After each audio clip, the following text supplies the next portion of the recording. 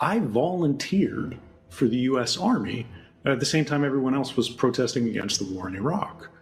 And the reason I did that was because I believed what was on TV. I believed what the president was saying. I drank the Kool-Aid. I came from a federal family. I was taught that the government was fundamentally good. And I still believe that the government can be fundamentally good.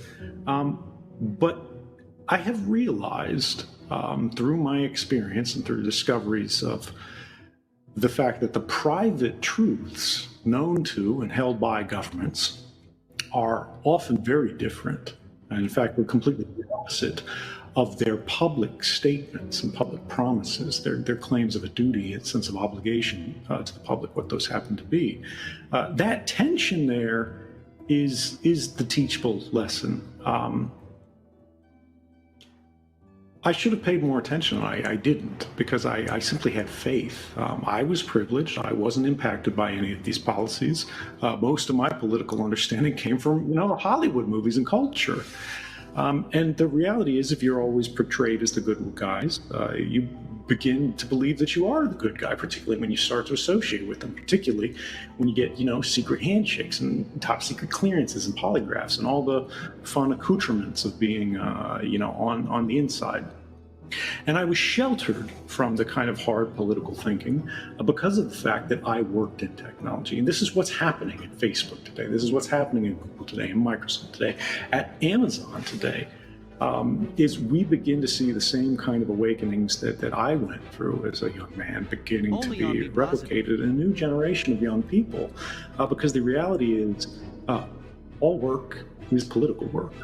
I don't care if you're selling hot dogs on the street. We're all confronted with choices about how our labor is used, how we direct that, who we are really serving, who we're working for, and who benefits from the labor of our lives. Technologists like to believe that technology is value neutral. Engineers, they like to believe that they're like scientists. What they do is something that's pure, and they're just trying to get the rocket up. Where the rocket comes down is not their department. That's somebody else's problem. In the last century, we had the same problem where a generation of physicists harnessed the power of the atom, exciting new technology. They thought they were building clean energy. They thought they were realizing the future. And then all their hard work became one of the most atrocious weapons in the history of humanity, maybe second only to biological weapons. And this is what we're seeing today. We're seeing the atomic moment for technology. We're seeing people who made, Angry Birds and Flappy Birds and little clicky-pokey apps to pass the time, things that would not be thought of as dangerous or political at all. People who make spreadsheets, people who make weather apps, people who just wanted to create, family tree websites. All of them are being bought out, are being subverted, are being corrupted, are being incentivized into building capabilities into their platforms, into their apps that fundamentally work against the public and in the favor of some institution, wherever they happen to be. And they don't see the big picture largely because they see themselves at the atomic level, in the individual level. They see themselves in their office. They see themselves in their project. They see themselves in their unit. They see themselves in their sector. They don't see themselves as a part of the larger world.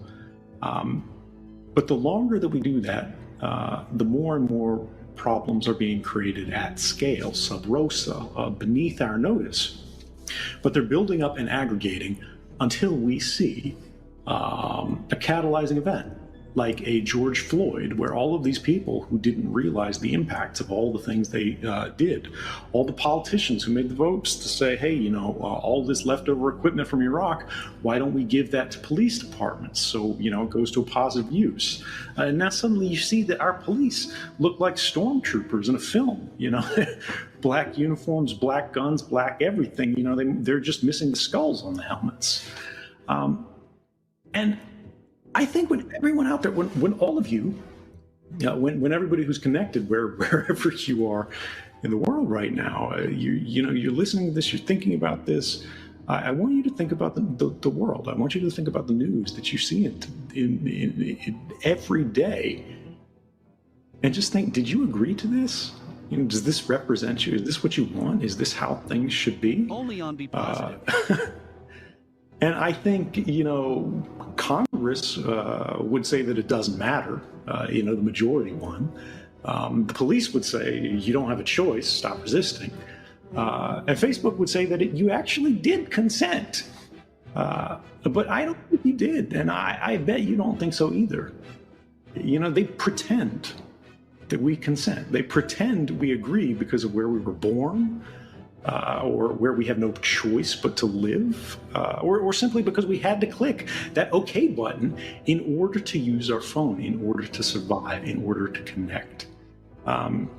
So much of human experience exists behind gates, whether those are chain link fence, whether those are armed border points, whether it's the body scanner at TSA, whether it's the metal detector at Walmart, whether it's just the camera that's outside our apartment buildings. When we think about how this is changing from the physical control of our circumstances to the informatic control of our circumstances, this compilation of data, the way we interact, the way we get jobs, who gets a loan, who goes to school, all of the decisions that impact our lives on the longest scale terms, the biggest decisions. These are, again, being intermediated, if not by technology, then informed by technology. And the people who are making those decisions are increasingly submitting or complementing their decision-making process with what the computer says. If they can't find you in the computer, God help you, because you don't exist. But the reality is, think about that moment. Think about that idea that you have consented to everything that Facebook does, which you had no idea because they don't announce it. It happens privately, it happens secretly in all these agreements that they don't have any obligation to inform you about, because you clicked OK.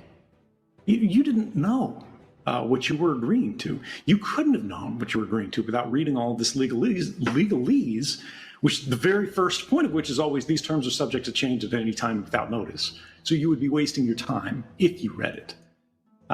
And just realizing that the world is becoming increasingly centralized. Everything that we're talking about, all of these conflicts are being driven in a real way by inequality.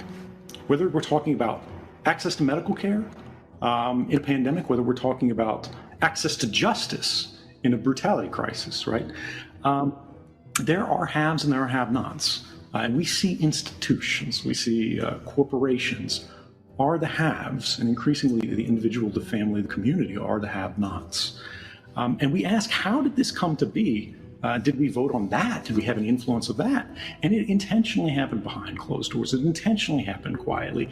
It intentionally happened as part of an expert conversation that invented its own language, its own terms, its own structure to exclude us from, so that we could not engage in. And that's the economic argument, right? That's the idea that the government went to like fractional reserve lending and things like that, where if you think, there's an economy that exists of only three people, Alice, Bob, and Charlie. Each person only has $1. That's all the money that exists in the world. Only on Be Positive. And Charlie starts a bank, right?